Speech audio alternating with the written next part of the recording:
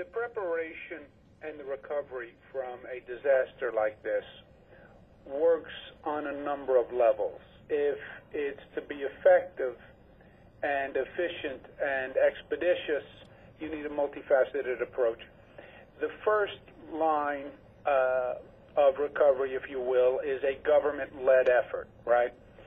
Federal government has a role to play, state government has a role to play, local governments have a role to play, and we've been working aggressively on all of those fronts for the past few days.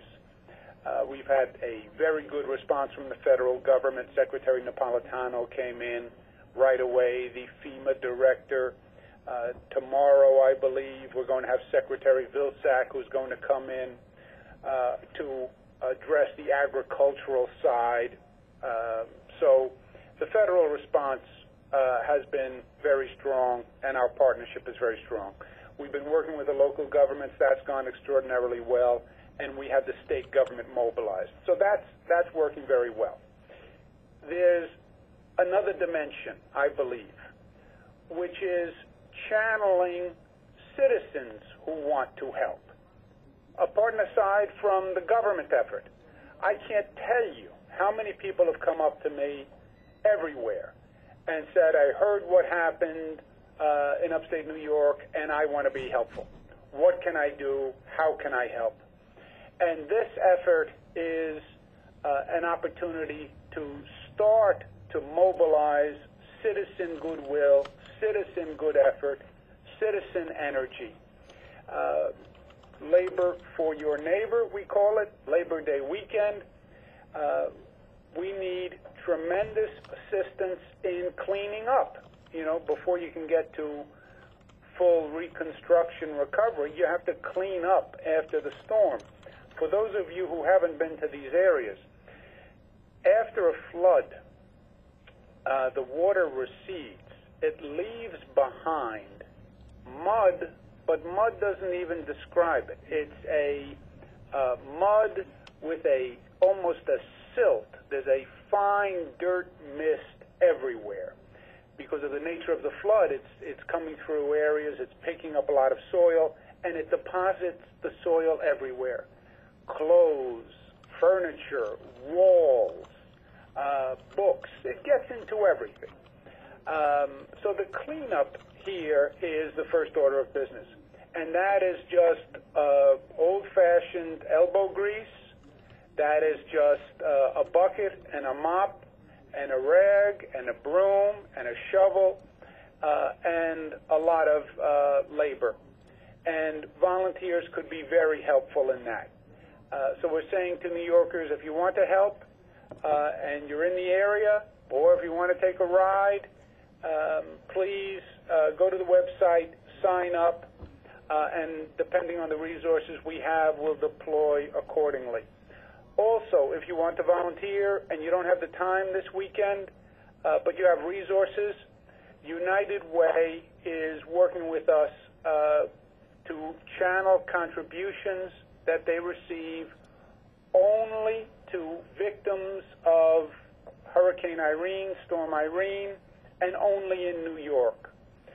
So if you want to help a New Yorker, you want to help a New Yorker who was victimized by this storm, you can go to the website, and United Way will dedicate those resources to helping these victims. So I believe there are a lot of people who want to help. I encourage it.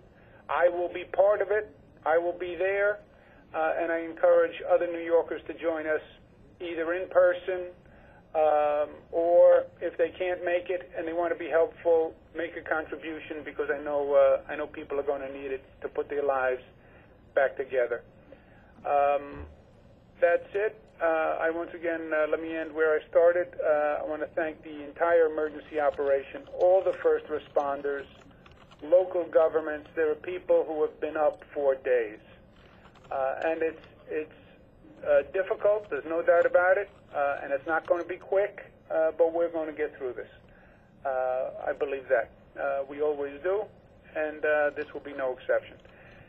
Any questions, comments? At this time, if you would like to ask a question, please press star, then the number 1 on your telephone keypad. We'll pause for just a moment to compile the Q&A roster.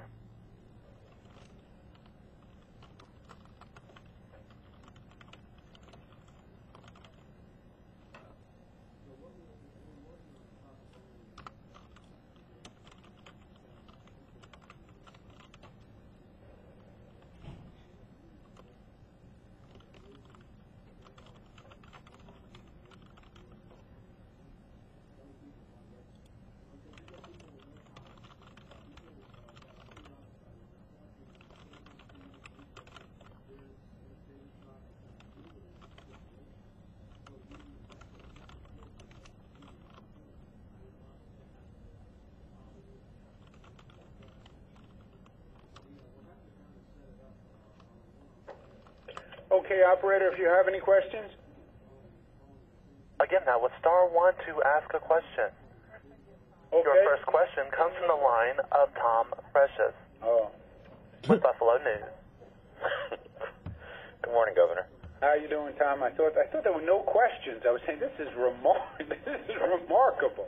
We just didn't know if you had any questions for us. Yeah. Oh, I have questions. One day we'll do that, Tom. So I was wondering on the potential impact of the storm on the state government's finances, either from direct damage expenses or effect on regional economies. And is there any new borrowing or any other actions that you think might be necessary to cover these costs? Nope, not at this time. And what about the potential expenses? The potential expenses, as I said, we have a government partnership between the federal government, state government, and local governments, and we will get the job done. Different levels of government have different responsibilities, right? There is protocol to how this works in the remediation of a disaster. Federal government, FEMA, finances programs that tend to go to individuals. They reimburse state and local governments for some costs. State government and local governments will do their share, and we'll do what we have to do, and we will finance what we need to finance. I don't anticipate any additional borrowings or supplementals. Of course, we don't have a full scope or assessment of the total damage and what the state is going to wind up paying for yet. But it's going to be our job to manage those finances. So out of that $1 billion estimate, you don't have a potential state number out of that? No, because the billion, remember, is total damage. One of the main sources of the economic recovery is private insurance. Now, some people don't have private insurance, and that's where FEMA comes in, etc. But most of the damage cost will be paid by private insurance. Second large piece is going to be paid by the utility companies. You know, the trees down, all this emergency remediation work. You have utility workers in this state now from all over the country. That's going to be paid by the utility companies. So there are different sectors and segments which will be responsible for their costs. Thanks, sir. Thanks, Tom. Your next question comes from the line of Joe Spector with Gannett. The expenses issue, Governor, some local governments are asking the state to pick up their share of whatever costs there are. Has the state made a determination on whether it's going to do that? I think that might require some legislation for the state to do that, to pick up those costs. Yeah, look, Joe, the money is tight for everyone, so to speak. You hear the debate among the federal officials about money is tight on the federal side. You know that money is tight on the state side because you've heard my lamentations. And the local governments are saying that money is tight. Yeah, we all understand that. And as the partnership, federal, state, local, is going to need to find a way to defray the costs and satisfy the costs. And that's what we will work through. I understand You know, the locals say that they don't want to pay. The state doesn't have any tremendous desire or wherewithal. And you've heard the federal government says they don't want to pay. Yeah, well, I understand that, but we're going to have to work it out, and everyone is going to have to do their part at the end of the day. Remember, again, we're talking about the government side. The bulk of this is going to be paid on the private side. I would imagine, when you do the full accounting, when this is all over, private insurance companies, utility companies, etc., as I was saying with Tom Precious. Thank you. Thanks, Joe. Your next question comes from the line of Eric Chris with the New York Post. Morning, Governor. I'm wondering if you can share with us where you are planning to go to volunteer this weekend, and if you've said that the bulk of the damage, or the worst damage, really was upstate, but what about downstate? Will there be an opportunity for people in the metropolitan area to volunteer and help out? I don't believe so, Eric. We don't have the same type of activity downstate. You know, what you have in these upstate communities, as you've seen from the ground and from the air, you have a tremendous cleanup job. You have mud, you have dirt, you have dust everywhere. You don't have that scope of damage downstate, so it will be upstate. My schedule is tomorrow I am with Secretary Vilsack focusing on the agricultural issues, and in terms of getting the federal perspective and federal attention between Secretary Napolitano, Director Fugate's visit, and Secretary Vilsack, we will have, I believe, really in a short period of time, have the full focus of the federal government and all the federal areas of responsibility focused on the state. So tomorrow is Secretary Vilsack. Sunday, Monday will be this volunteer effort, and I will be, I don't know exactly where we'll be deployed Sunday, Monday, Eric, but I will be moving around among the volunteer sites, if you will, Sunday and Monday.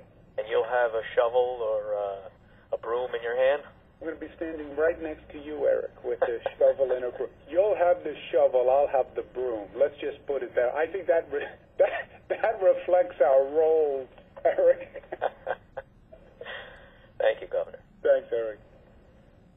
Our last question will be from Glenn Blaine with the New York Daily News. Good morning, Governor. I was just wondering what your reaction was to the debate going on in Congress right now and the comments of some of the Republicans that say you have to find cuts in other places of the budget before the FEMA can get more money to help with the cleanup. You know what, Glenn, I think people have had enough of the partisan bickering in Washington. They've had enough of the politics. They've had enough of the Washington politics at the expense of the people of this country. This situation is literally, in my opinion, without philosophical divide. This is not big government, small government. This is neighbors helping neighbors. This is the community responsibility to help people in need in the aftermath of a disaster. And if there is a pure government function, I don't know what it is. And it's enough. It's enough with the partisan bickering for the sake of party politics. And just do the job and perform, especially in a function as vital as this function. So where do you think, I mean, should they cut the budget first or just spend the money? Finance this urgent need now. Play the politics later, and not at the expense of the people of the nation. Thank you, Governor. There's no question, Glenn, but that we have to do this, right? There's no philosophical debate here. You know, a person has 3 feet of mud in their home. There's no Democratic or Republican way to shovel the mud out of the house, right? It's not a